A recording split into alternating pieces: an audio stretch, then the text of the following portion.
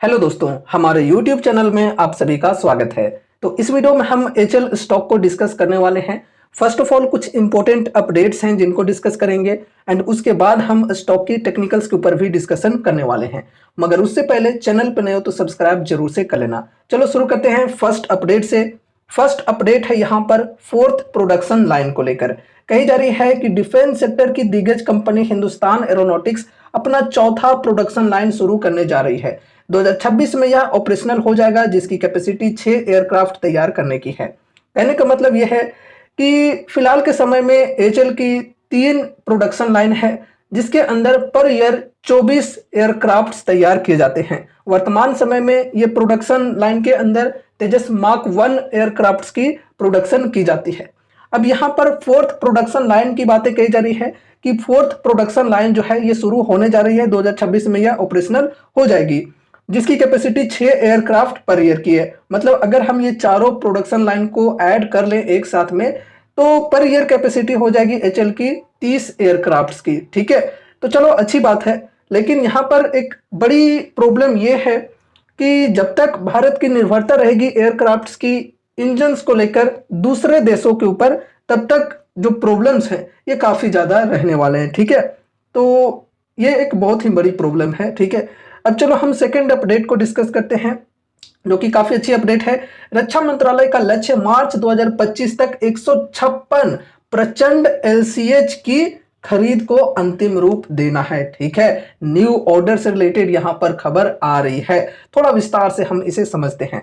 तो देखो, यहां पर भारत का रक्षा मंत्रालय यानी कि मिनिस्ट्री ऑफ डिफेंस चालू वित्त वर्ष के अंत तक मार्च 2025 तक सबसे बड़े स्वदेशी रक्षा सौदों में से एक को पूरा करने के लिए तैयार है। इस सौदे में हिंदुस्तान एरोनॉटिक्स लिमिटेड से 156 प्रचंड लाइट कॉम्बैट हेलीकॉप्टर यानी कि एलसीएच की खरीद शामिल है, जिसका कुल मूल्य 53,000 करोड़ रुपये है। ठीक है, तो काफी अच्छी खबर यहाँ पर आ रही है कि इस फाइनेंशियल ईयर के एंड होते होते यानी कि मार्च 2025 तक हिंदुस्तान एरोनॉटिक्स लिमिटेड को मिनिस्ट्री ऑफ डिफेंस के द्वारा 156 प्रचंड लाइट कॉम्बैट हेलीकॉप्टर्स के लिए कॉन्ट्रैक्ट्स मिल सकते हैं, जिसकी वैल्यू की बात करें तो 53,000 करोड़ रुपए की होने वाली है। काफी अच्छी खबर है दोस्तों।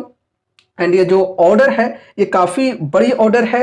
यहाँ पर आगे कही जा रही है 156 हेलीकॉप्टरों में से 90 भारतीय सेना के लिए हैं, जबकि शेष 66 भारतीय वायुसेना के बेड़े को मजबूत करेंगे। ये हेलीकॉप्टर 5,000 मीटर की ऊंचाई पर उतरने और उड़ान भरने की अपनी क्षमता के लिए जाने जाते हैं, जो उन्हें दुनिया के कुछ सबसे चुनौतीपूर्ण इलाकों में संचालन के लिए आदर्श बनाता है।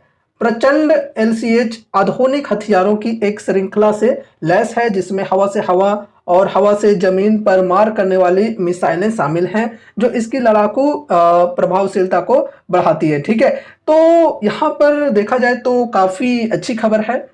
और ऐसी खबर यहाँ पर आ रही है कि मार्च 2025 के एंड होते होते एक बड़ी ऑर्डर कंपनी को मिल सकती है 156 एलसीएच प्रचंड के लिए। ठीक है, ऑर्डर के वैल्यू की बात करें तो 53,000 करोड़ रुपए की बताई जा रही है। ठीक है, अभी देखो दोस्तों, जो बजट में एलोकेशन दिए गए थे डिफेंस सेक्टर को, जो भी स्पेंडिंग FY25 में होने वाली थी, अभी वो जो स्पेंडिंग है उसका एक बड़ा सा हिस्सा बाकी है।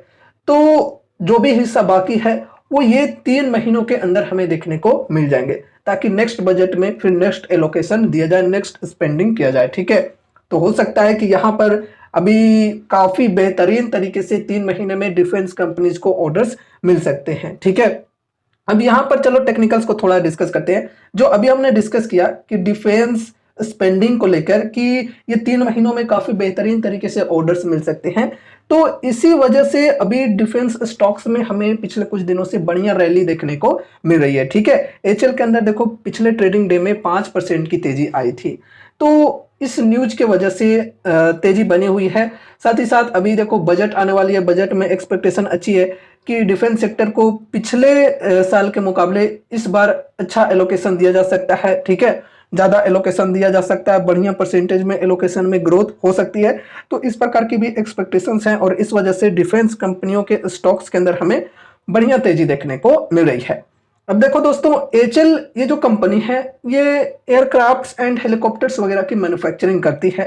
मोनोपोली है इंडिया के अंदर काफी बेहतरीन तरीके से कंपनी की, एंड लार्ज कैप की कंपनी है। तो डिफेंस सेक्टर के अंदर अगर किसी को लार्ज कैप के साथ चलना है और एयरक्राफ्ट्स एंड हेलीकॉप्टर्स के सेगमेंट में चलना है तो वो इस कंपनी के ऊपर अपनी स्टडी करके चल सकते हैं। ठीक है, फ्यूचर में कंपनी की जो ग्रोथ है ये काफी शानदार तरीके से देखने को मिल सकती है।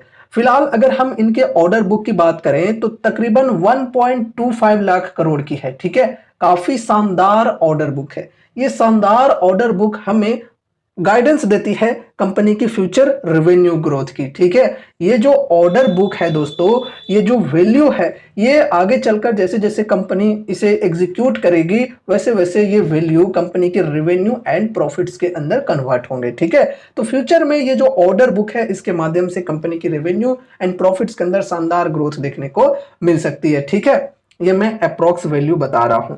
अब चलो यहां पर हम टेक्निकल्स को डिस्कस करते हैं।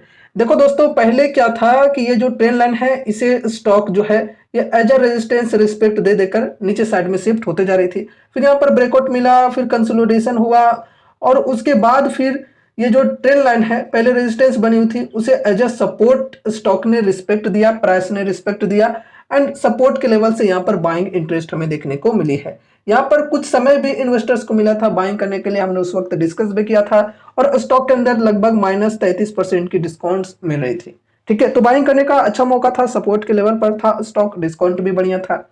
अभी यहाँ पर अगर हम बाइंग की सोचे तो देखो डिस्काउंट अभी भी ठीक है, लेकिन टेक्निकल्स के हिसाब से देखें तो यहाँ पर देखो अभी रेजिस्टेंस की लेवल है ये 4177 की, तो इस रेजिस्टेंस के पास है प्राइस, तो रेजिस्टेंस पर बाइंग नहीं होती है, सेलिंग होती है, तो इस वजह से अभी यहाँ पर बाइंग करना रिस्की हो सकता है।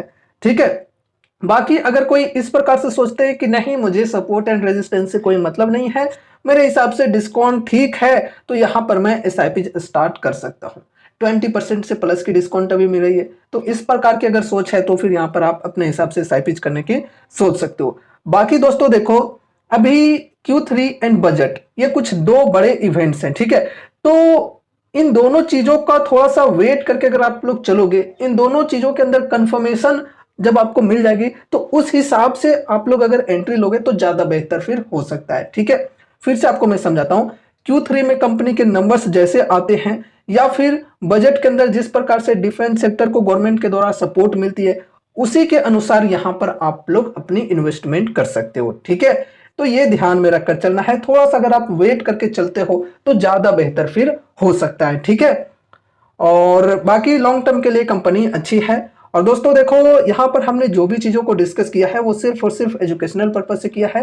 ऐसा नहीं है कि यहाँ पर हमने जो भी चीज़ों को डिस्कस किया इन्हें सिर्फ आप लोग सुने और जाकर इन्वेस्ट कर दिए, बिल्कुल नहीं। अब आपको अपने तरफ से भी कुछ स्टडी एंड एनालिसिस करनी है। साथ ही साथ अगर आपके फाइनेंशियल एडवाइजर्स हैं तो उनसे एक बार कंसल्ट जरूर से करना है एंड उसके बाद ही कोई डिसीजंस लेने हैं। तो ये रही हमारी आज की वीडियो, मिलते हैं अगले नए वीडियोज़ के साथ, तब तक के लिए बाय बाय।